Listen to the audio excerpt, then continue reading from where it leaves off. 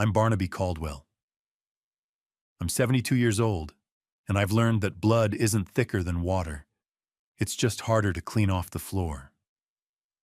I spent 40 years building a $12 million legacy to keep my family safe, pouring my sweat and sanity into a fortress of security. But they decided to trade my life for a strip mall development deal. They look at me and see a trembling, irrelevant old man who forgets to tie his shoes, a relic gathering dust in the corner.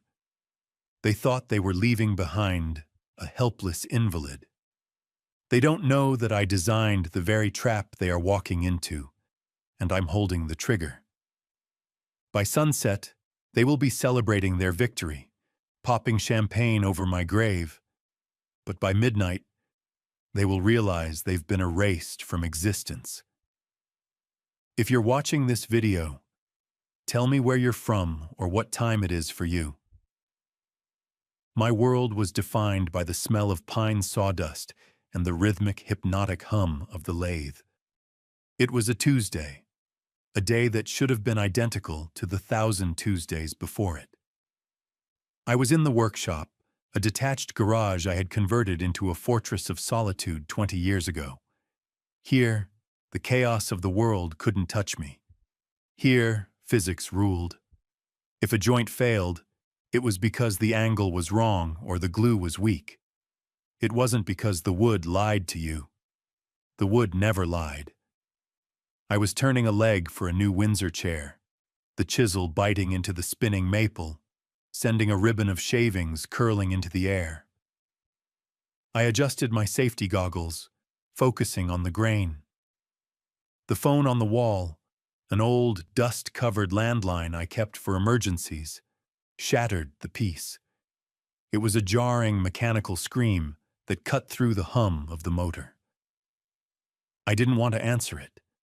My hands were steady, my mind clear, but the ringing persisted, urgent and angry. I flipped the switch on the lathe. The motor whined down, the silence rushing back in like a flood. I wiped the dust from my hands onto my apron and walked over to the wall. I picked up the receiver. "Caldwell Residence Workshop," I said, my voice gravelly from disuse. "Grandpa?" The voice was thin, reedy, vibrating with a panic that made my grip on the phone tighten instinctively. It was Lucas, my grandson. The boy was 22, studying computer science at the State University, usually calm, usually buried in code. He never sounded like this. "Lucas?" I asked, turning away from the window. "What's wrong? Are you hurt?" "No, Grandpa, I don't know what I am," he stammered. "I'm at the Sunset Lodge, on Route 9. I frowned. The Sunset Lodge was a festering sore on the edge of town, a place where drug deals went down and marriages went to die. "What on earth are you doing at the Sunset Lodge, Lucas?" "I was buying a graphics card off Craigslist," he said quickly, the excuse practiced, but the fear real. "The guy wanted to meet in the lot, but that doesn't matter." "Grandpa, I saw Grandma." I froze. "You saw Adeline?" "Lucas, your grandmother is sitting on the back porch. I saw her walk out there 20 minutes ago with a book." "No!" Lucas shouted, the sound distorting over the line. "Grandpa, listen to me. I saw her. It was Adeline. She was coming out of room 104. She was with men, 5 of them, men in suits." I felt a cold prickle on the back of my neck. "Lucas, stop. You're mistaken. It's a small town. Someone looked like her." "She was wearing the bracelet," Lucas said. His voice dropped to a whisper. "The emerald one. The one with the broken clasp you fixed last Thanksgiving. I saw the gold repair wire. The sun hit it perfectly. She was getting into a black Escalade with these guys. They looked serious, like mafia serious, or corporate shark serious." My heart gave a strange, painful thump. The bracelet, the emerald bracelet, was an antique. It had a very specific defect in the clasp, that I had repaired with a distinct gauge of gold wire because the original part was out of production. It was a fingerprint. "Grandpa?" Lucas asked. "Are you there?" I turned slowly toward the workshop window. Through the dust-moted glass, I could see the expanse of the lawn, green and manicured, leading up to the back deck of the main house. "I'm here, Lucas," I said quietly. I looked at the deck. There, sitting in her favorite white wicker chair, was a woman. She had silver hair styled in a neat bun. She was wearing a floral cardigan. She was reading a hardcover book.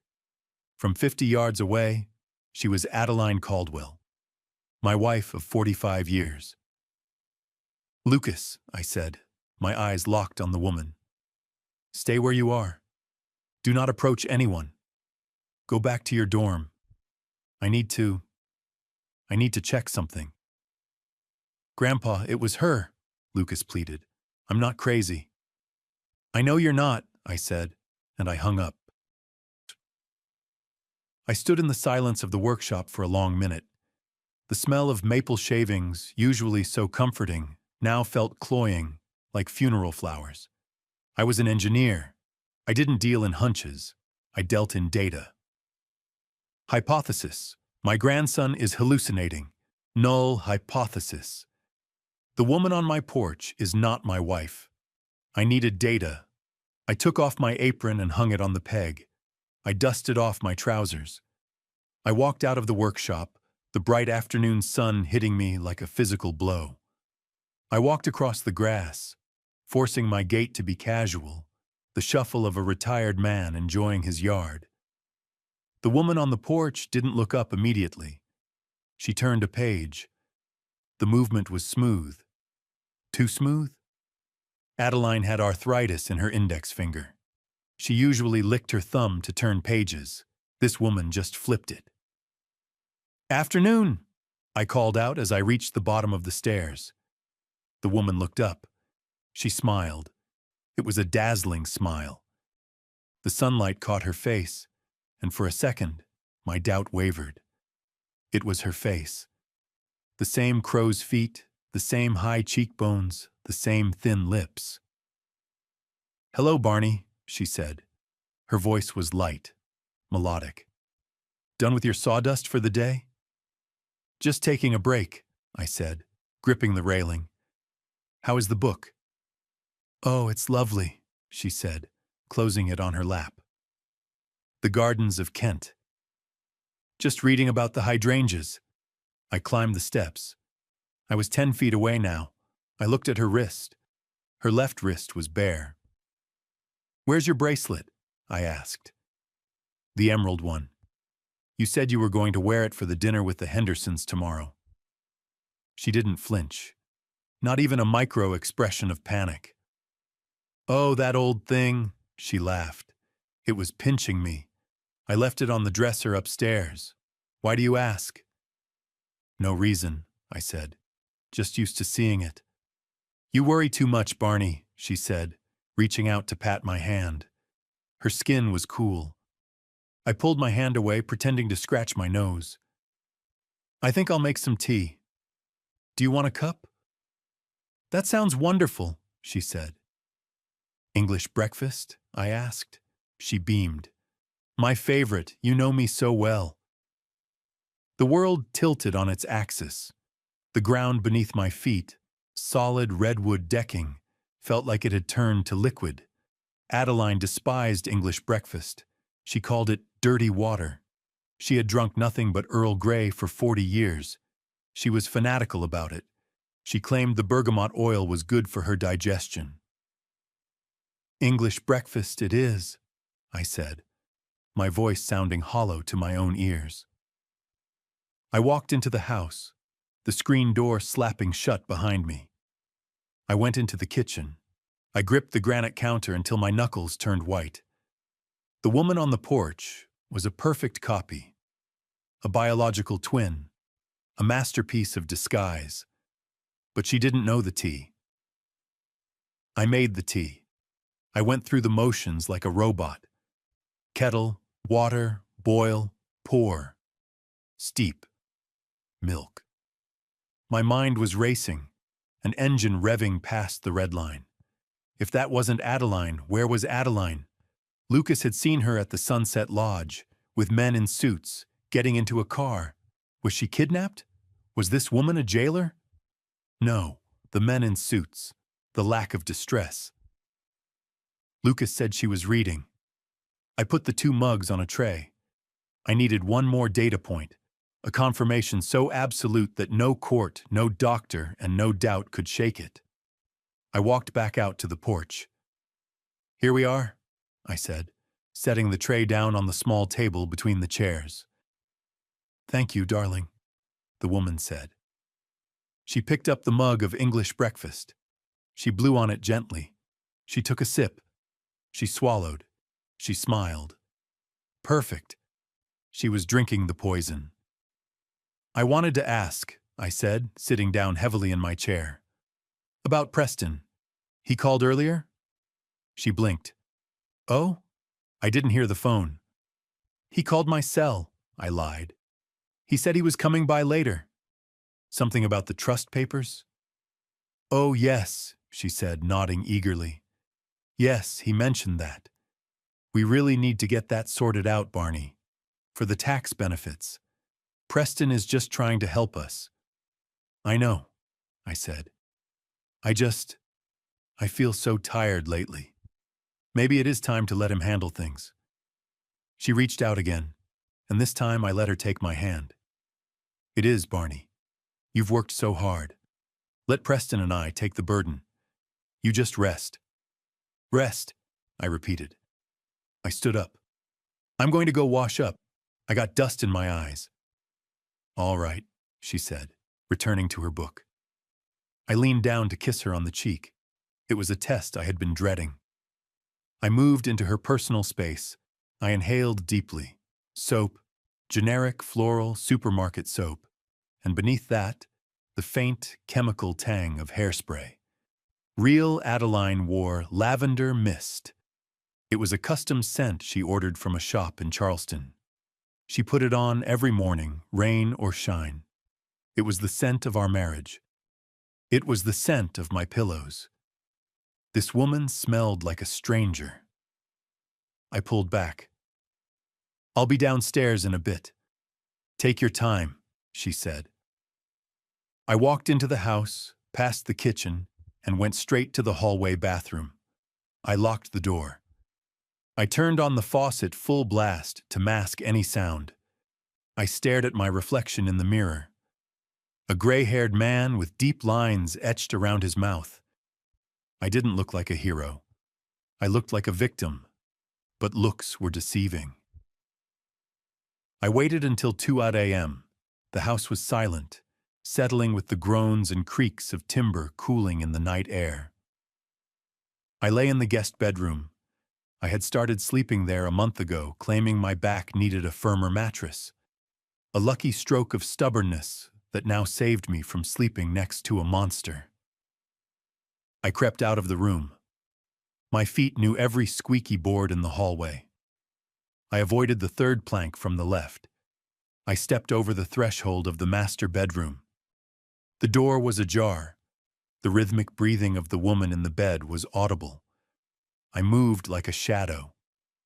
I was an engineer. I knew about tolerances and friction. I opened the ensuite bathroom door without a sound. I didn't turn on the light.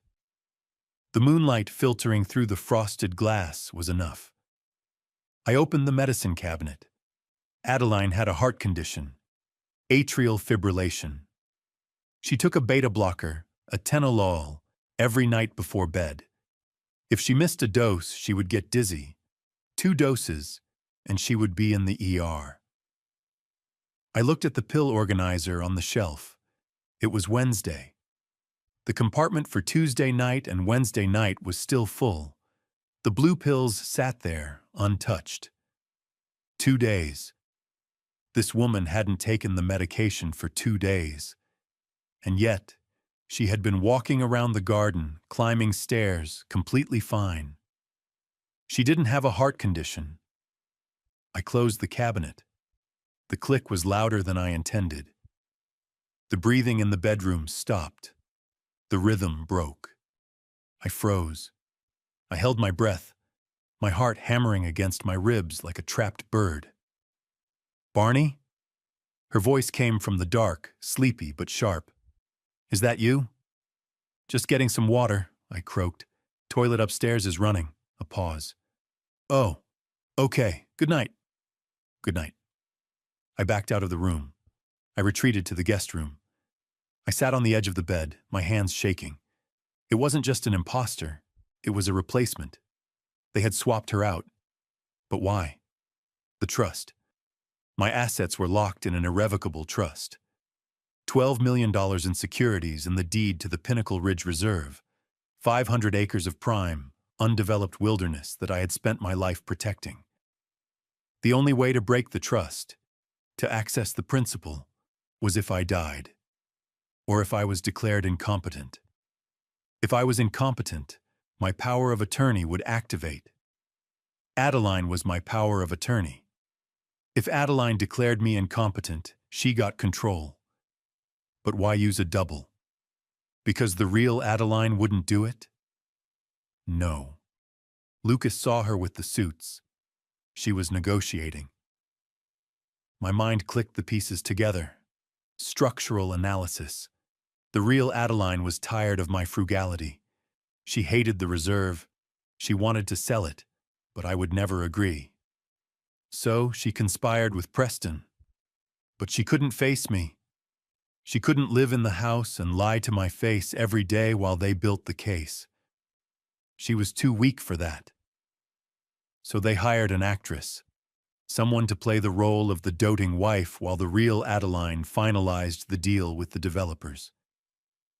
The actress's job was to witness my decline, to testify that I was losing my mind. I wasn't just fighting a thief. I was fighting a script. The next morning, I decided to give them exactly what they paid for. I walked into the kitchen at 8 a.m. The imposter, I decided to call her Simone, a name I gave to all the fake variables in my equations, was making coffee. "Good morning, Barney," she chirped. I stopped in the doorway. I let my jaw go slack. I blinked rapidly, looking around the room with confusion. Where is the dog?" I asked. We hadn't owned a dog since 1998. Simone froze. She turned slowly. "The dog? Barney, honey, Buster died 20 years ago." "No," I said, getting agitated. "I just heard him barking. Where is he? Did you let him out?" She walked over to me, her face arranging itself into a mask of pity. "Barney, sit down. You're confused. There's no dog." I must have dreamed it," I muttered, letting her guide me to the chair. "I'm sorry. My head is all fuzzy." "It's okay," she soothed. "It happens. Just relax. I'll make you some eggs." She turned back to the stove. I saw her shoulders relax. She pulled a cell phone from her apron pocket and quickly tapped out a text message.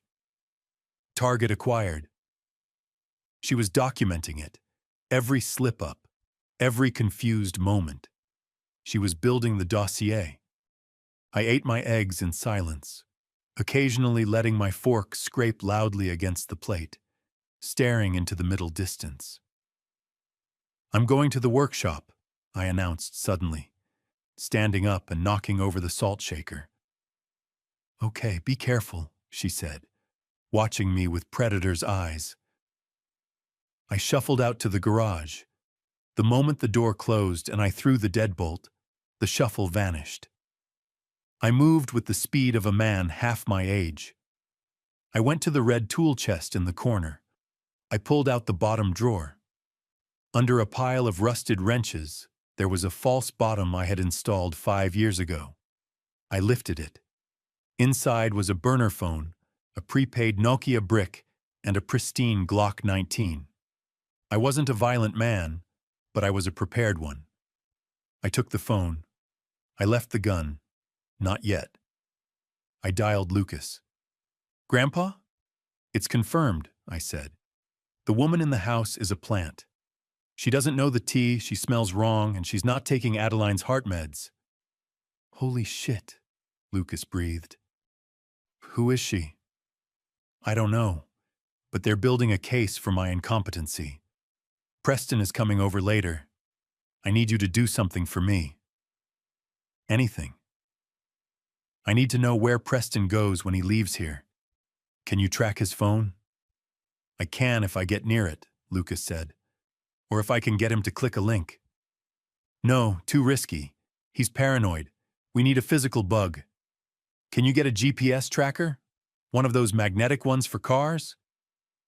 I can get one from the spy shop in the city. I can be there in 2 hours. Do it. Park the car down the road. Do not come to the house. Text me when you're in position. Grandpa, be careful. I'm not the one who needs to be careful, I said grimly. I'm the one with the power tools. I needed to confirm the enemy. I unlocked the workshop door and walked back to the house. I'm going to the hardware store, I yelled into the hallway. Need more sandpaper. Drive safe, Simone called back. She sounded relieved to be rid of me. I took my truck, a beat-up Ford F-150. I drove 3 miles toward town, then pulled a U-turn and headed for Route 9. The Sunset Lodge looked even worse in the daylight. The neon sign buzzed with a dying insect sound. I parked around the back. I pulled my hat low. I walked into the lobby. The clerk was a guy named Eddie, a man with skin like parchment and eyes like dead fish. He was watching a game show on a portable TV. Help you, he grunted. I placed a $100 bill on the counter. Eddie's eyes flicked to the bill. Room? Information, I said. Yesterday, a woman, older, silver bun, classy. She met with 5 guys in suits. Eddie snorted. He took the bill. Yeah, I remember her. The Queen of England. She rented the conference room. The conference room? The Sunset Lodge barely had working toilets. Room 104, we took the beds out. Put in a table, they paid extra. Who were the men? Suits, fancy cars. License plates were all out of state. Except one, the silver BMW.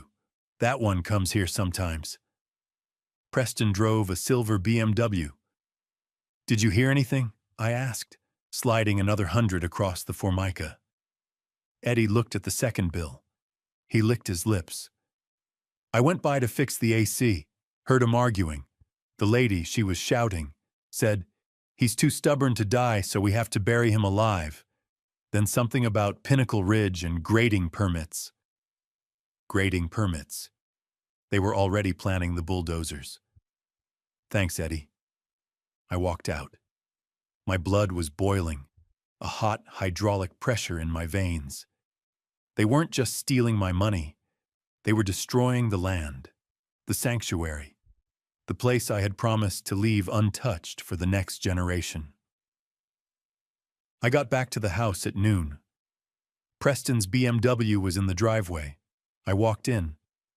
Preston was sitting in the living room, his suit jacket off, tie loosened. He was drinking a scotch. My scotch. Simone was sitting opposite him, looking demure. Dad. Preston stood up, putting on a smile that didn't reach his eyes. Where have you been? Hardware store, I mumbled, looking at my feet. Got lost, took a wrong turn. Preston exchanged a look with Simone, a look of triumph. See? He's losing it. Dad, sit down, Preston said, guiding me to the armchair. We need to talk. Talk? About the trust, Preston said. Mom and I? We're worried. Managing the portfolio, the land, the taxes. It's too much for you. You're getting confused. I'm not confused, I said, injecting a tremor into my voice. I'm just tired. Exactly, Simone chimed in. You're tired, Barney. You left the stove on yesterday. You forgot the dog. I did? I looked at her with wide, watery eyes. Yes, Preston said firmly. We have a solution. We've drawn up some papers. It just temporarily assigns the management of the assets to Mom. She'll handle the headaches. You can just relax. Enjoy your wood turning. He pushed a folder across the coffee table. The header read, Durable power of attorney, transfer of asset control. It wasn't temporary. It was a handover. I need to read it, I said, reaching for my reading glasses and intentionally dropping them. Preston sighed, a sharp exhalation of impatience. He picked up the glasses. Dad, it's standard legalese.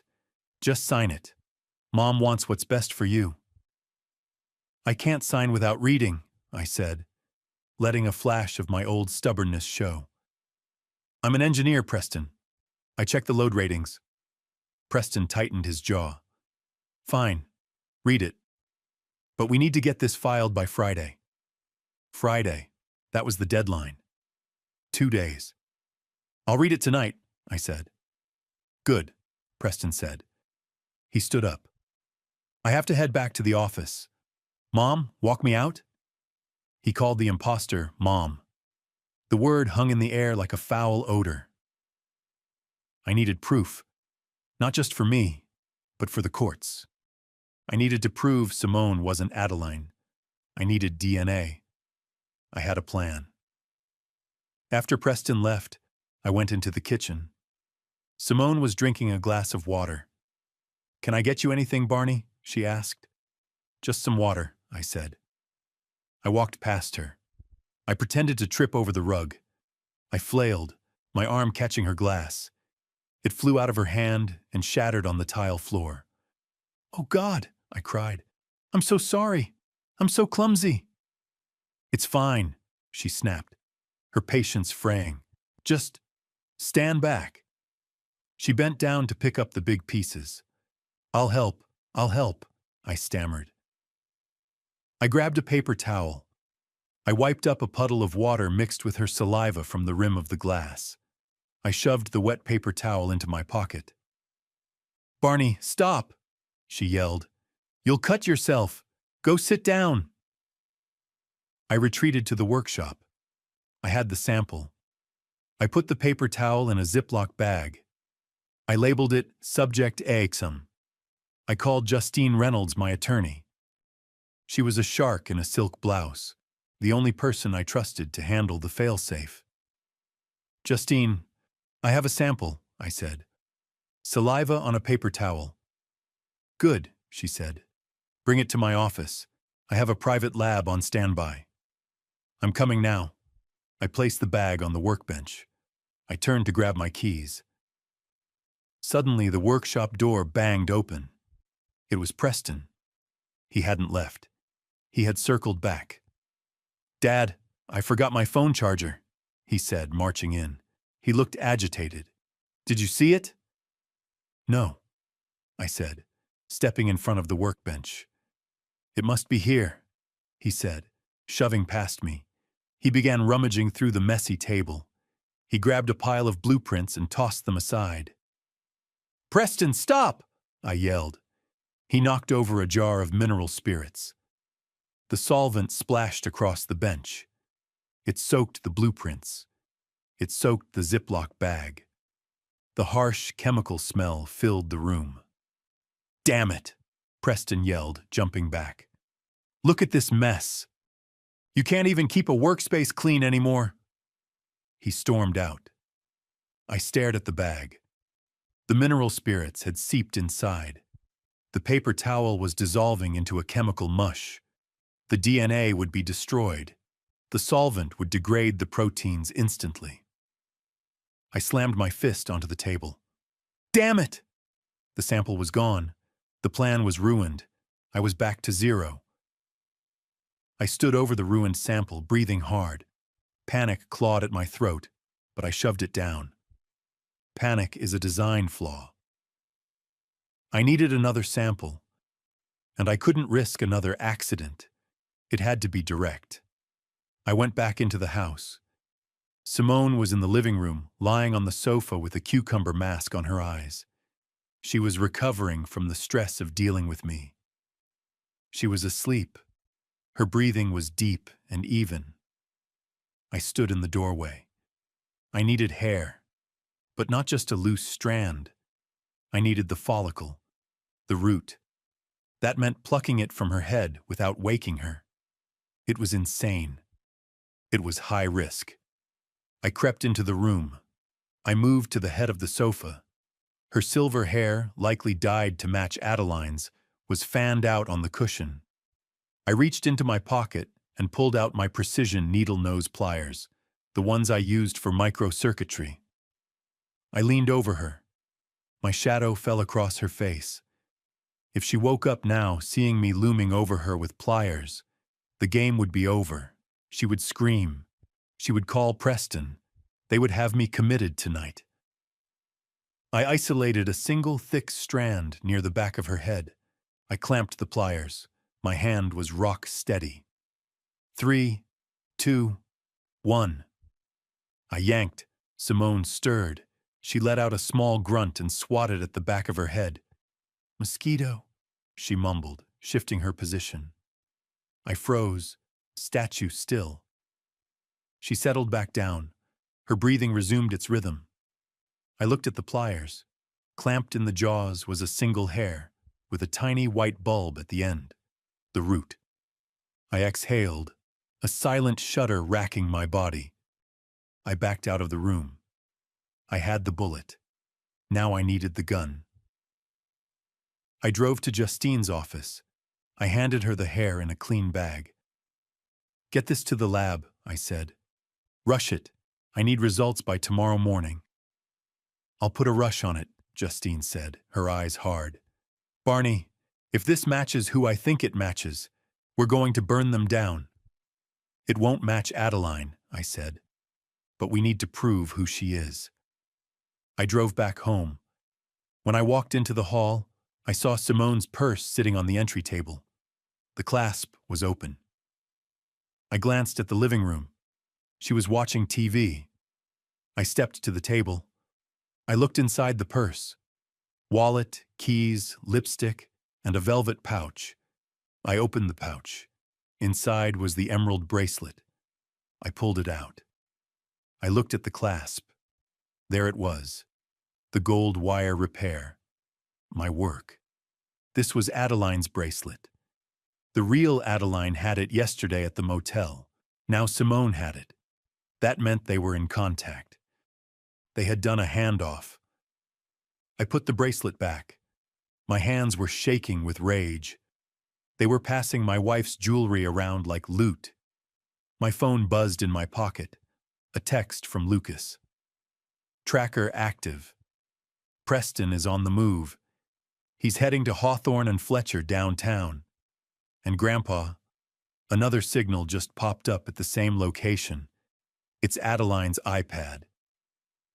"Hawthorne and Fletcher," I whispered. "The dirtiest law firm in the state. They specialized in aggressive estate restructuring." "They're all there," I realized. The whole board of directors for the Destroy Barney Corporation. Thursday morning. The deadline was closing in. Justine called at 10:06 a.m. "The DNA is back," she said. "It's not Adeline. It's a woman named Simone Vance, failed Broadway actress. Several arrests for fraud in Nevada." "We got her," I said. "We have proof she's a fraud," Justine said. "But we need proof of the conspiracy. We need to link her to Preston and Adeline explicitly. Do you have anything that proves intent?" "I will," I said. I knew Preston was coming back today for the final signature. I rigged the living room. I took an old digital voice recorder from my workshop. I taped it under the coffee table, aiming the microphone toward the sofa. I set it to voice activation. Preston arrived at noon. He brought Simone into the living room. "He's cracking," Preston said. I listened from the kitchen door, cracked open an inch. He was staring at the wall for 20 minutes. "We can get him to sign today." I want my bonus, Simone said, her voice devoid of the sweet Adeline tone. This old geezer gives me the creeps. He keeps looking at me with those sad puppy eyes. You'll get your money when the land sells, Preston snapped. The developers are wiring the deposit on Friday, $5 million up front. Once the trust is dissolved, we bulldoze the reserve. Bulldoze it, Simone laughed. A paved paradise, put up a parking lot. Whatever, Preston said. Just keep him calm. I had it. The confession, the conspiracy, the intent to defraud. I waited until they went out to the porch to smoke. Preston smoked when he was stressed, another habit he hid from me. I scrambled into the living room. I ripped the recorder from under the table. I turned to run back to the workshop. My foot caught on the edge of the rug, the same rug I had used to fake my fall earlier. Karma. I went down hard. The recorder flew out of my hand. It skidded across the hardwood floor and smashed into the base of the heavy oak doorframe. Crack. I scrambled over to it. The plastic casing was shattered. The battery compartment was sheared off. The screen was dead. No, no, no! I heard the porch door sliding open. They were coming back in. I shoved the broken pieces into my pocket and limped into the kitchen just as Preston walked in. Dad? He asked. You okay? We heard a thump. Just dropped a pan, I wheezed, leaning against the counter. Right, Preston said, suspicious. Well, get dressed. We're going to the lawyer's office, Hawthorne and Fletcher. They have the notary ready. Now? Now, Preston said. No more delays. I need to get my jacket from the workshop, I said. 5 minutes, Preston said. Don't make me come get you. I bolted into the workshop and locked the door. I dumped the broken recorder onto the workbench. It was a disaster. The battery contacts were gone. The circuit board was cracked near the power input. I had 5 minutes. I put on my magnifiers. I turned on the soldering iron. It hummed to life. Problem: no power to the chip. Solution: bypass the battery terminal. Hardwire an external power source directly to the voltage regulator. I grabbed a 9-volt battery snap from my parts bin. I stripped the wires with my teeth. I located the test points on the green circuit board. They were microscopic. My hands, usually so steady, were trembling. Focus, Barney. It's just a bridge. Load and resistance. I touched the soldering iron to the board. A wisp of acrid smoke curled up. I soldered the red wire to the input pin, the black wire to the ground. The solder bloomed, silver and shiny. A cold joint. Damn it. I did it again. Heat, flux, solder, hold. This time it held. I taped the 9-volt battery to the back of the shattered casing with electrical tape. It looked like a bomb detonator. I pressed the play button. The tiny speaker crackled. Static. Then, Preston's voice. Once the trust is dissolved, we bulldoze the reserve. It worked. Barney! Preston pounded on the door. Let's go! I shoved the rigged device into my inside jacket pocket. I grabbed the cane I didn't need. I unlocked the door. Ready, I said. They put me in the back of the BMW. Simone sat in the front passenger seat. Preston drove. I looked out the window as we passed the Pinnacle Ridge Reserve. The trees were turning autumn gold. The sunlight filtered through the canopy. It was a cathedral of silence and life. Take a good look, Dad, Preston muttered, catching my eye in the rearview mirror. What? Nothing. Just nice day for a drive. He drove fast. He was eager. He could taste the money. He didn't know he was driving a hearse to his own funeral. Hawthorne and Fletcher occupied the top floor of a glass monolith in the city center. The boardroom was all mahogany and chrome, smelling of expensive polish and moral decay. When we walked in, the room was full. At the head of the table sat the real Adeline. She looked younger, sharper. She was wearing a navy power suit I had never seen. Her hair was down, styled in a sleek bob. She wasn't the frail, gardening grandmother. She was a CEO. Next to her were 5 men. The suits from the motel, developers. I recognized the fat one. Garrick, from Apex Land Development. The man who had been trying to buy my land for a decade. "Well," Adeline said, not looking at me, but at Preston. "Did you bring him?" "He's here," Preston said, shoving me into a chair at the far end of the table. Simone went and sat next to Adeline. The mirror image was jarring. Adeline looked at Simone with a sneer. "You look tired, Simone. Did he wear you out?" "He's exhausting," Simone said, dropping the act completely. She pulled out a cigarette. "Can I smoke in here?" "After we sign," Adeline said. She finally looked at me. Her eyes were cold, dead things. "Hello, Barney." "Adeline," I said. "You look different." "I look like myself," she said. "Finally." "Let's get this over with," Garrick grumbled. "I have a golf time at 4. A lawyer pushed a stack of papers in front of me. "Mr. Caldwell, sign here, here, and here. This acknowledges your incapacitation and activates the transfer of the trust to Mrs. Caldwell." I picked up the pen. My hand shook.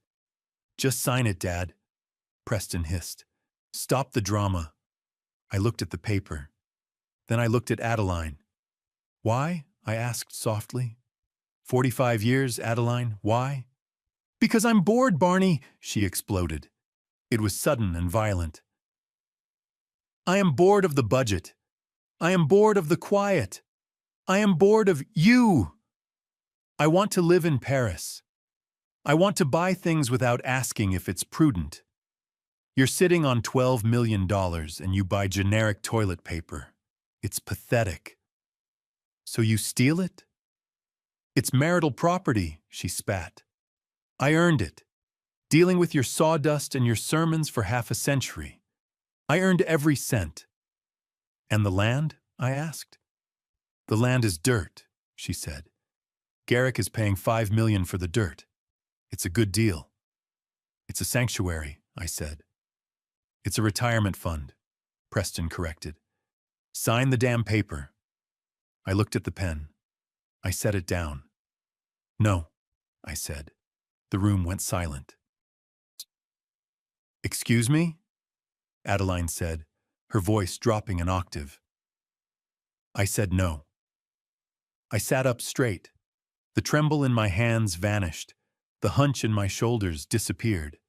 I looked at them with the clear, cold eyes of a structural engineer assessing a condemned building. "You can't say no," Preston laughed nervously. "You're incompetent. We have the doctor's affidavits. We have the witness." He pointed at Simone. "Actually," a voice came from the doorway, "you have nothing." Justine walked in. She was flanked by 2 uniformed police officers. "Who the hell are you?" Garrick demanded. "Justine Reynolds, Mr. Caldwell's attorney," she said, slamming a briefcase onto the table. "And you are all currently under arrest for conspiracy to commit fraud, elder abuse, and grand larceny." "This is a joke," Adeline scoffed. "He's senile. He doesn't know what he's doing." "On the contrary," Justine said. "He knows exactly what he's doing. He's been recording you." I reached into my jacket. I pulled out the Franken recorder with the 9-volt battery taped to it. I pressed play. Preston's voice filled the room, tinny but clear. "Once the trust is dissolved, we bulldoze the reserve." Simone's voice. "This old geezer gives me the creeps." The color drained from Preston's face. Adeline went rigid.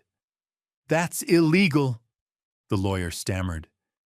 "Two-party consent state—" "Actually," Justine interrupted, "under the crime-fraud exception, recording a conversation to prove the commission of a felony is admissible. And we have more." She tossed the DNA report on the table. "Simone Vance, not Adeline Caldwell. Fraud." "It doesn't matter?" Adeline slammed her hand on the table. "I am still his wife. I still have power of attorney. Even if he's competent, I am the primary beneficiary of the trust. You can't cut me out. I will divorce him and take half." "Ah," I said. "I was waiting for that." I stood up. I walked over to the window. I looked out at the city. "You see, Adeline," I said, "you forgot one thing. You forgot that I'm an engineer. We don't just build systems, we build fail-safes." "What are you talking about?" she whispered.